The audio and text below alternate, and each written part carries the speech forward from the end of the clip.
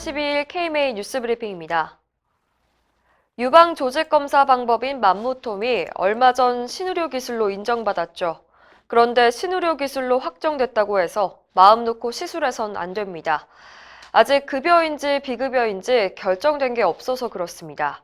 그런데 급여 여부가 결정되기 전이라도 비급여로 시술할 수 있는 방법이 있는데요. 보건복지부나 심평원에 요양급여 행위평가를 신청하면 됩니다. 신청은 최초로 맘모톰 시술을 한 날부터 30일 이내에 하면 되고요. 필요한 서류와 신청 방법은 심평원 홈페이지를 참고하시면 됩니다. 검사비 6,400원을 실수로 청구했다가 업무정지 3개월 처분을 받은 춘천시 동네 의원 소식 얼마 전에 전해드렸었죠. 해당 보건소장과 직원이 고발당했습니다. 대한소아청소년과 의사회는 11일 춘천시 보건소장과 담당 직원을 직권 남용 및 업무방해 혐의로 고발했는데요. 소청과 의사회는 위반 내용이 극히 미미한데도 지나치게 가혹한 처분을 내렸다며 공무원들의 갑질 수준을 보여주는 뻔뻔한 처분이라고 비난했습니다. 한편 해당 의원은 과거 12년간 단 한 번도 행정처분을 받은 적 없는 모범기관으로 알려졌습니다. 문재인 케어 2년 만에 건보 재정이 급속히 악화되고 있는데요. 초음파와 MRI 급여화가 가장 큰 원인입니다.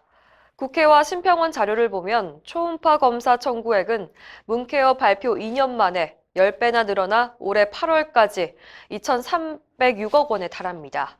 MRI도 마찬가지인데요. 2년 새 2배가 늘어나 4,770억 원에 이릅니다. 내년에 척추와 심장, 2021년에 모든 신체 부위의 초음파와 MRI가 급여화되면 건보 재정 위기는 더욱 심각해질 전망인데요.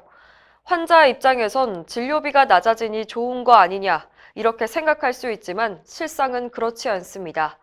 병원이 초음파와 MRI 검사를 받으려고 줄선 환자들로 가득 차 정작 빨리 검사받아야 하는 환자들이 위험에 놓여 있습니다. 건강보험 단기 수지는 2017년 7천억 원 흑자에서 올해 3조 원대 적자가 예상되는데요. 현 정부 임기 동안 적자 규모가 무려 17조 2천억 원에 이를 전망입니다.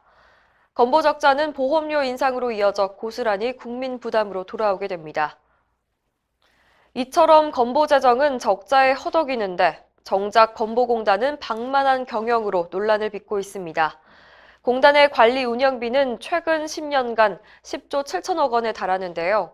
이 중에 80% 이상이 인건비입니다. 특히 현 정부 들어 문케인 케어 홍보에만 100억 원 이상을 쓴 것으로 드러나 눈길을 끄는데요. 자유한국당 윤종필 의원에 따르면 최근 3년간 모두 115억 원을 홍보비로 썼습니다. 이 중에는 여론조사 비용 8억 원이 들어있는데 문재인 케어의 긍정적인 답변을 유도하는 질문 일색이어서 비난을 사기도 했습니다. 재정 악화에도 불구하고 경영진 7명에게 성과급 3억 6천만 원을 지급해 빈축을 사기도 했습니다. 상황이 이렇다 보니 정치권에선 건보 재정을 국가기금으로 전환해 국회의 통제를 받게 해야 한다는 주장이 나오고 있습니다.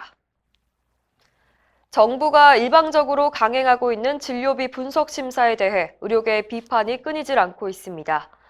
바른의료연구소는 11일 보도자료를 통해 분석 심사를 위해 의료기관이 내야 하는 자료가 환자의 개인 신상부터 진료 기록까지 너무 방대하다고 지적했습니다. 또 심평원이 의료기관의 전산망을 실시간으로 들여다볼 수 있어서 의사의 진료 자유권이 박탈당할 것이라고 우려했습니다. 연구소는 심평원이 자기네 심사를 편하게 하기 위해서 의료기관에 너무 많은 행정 부담을 줘선 안 된다며 무리하고 강압적인 분석 심사 추진을 중단하라고 촉구했습니다. 이상으로 뉴스브리핑을 마칩니다. 자세한 사항은 의협신문을 참고하시길 바랍니다.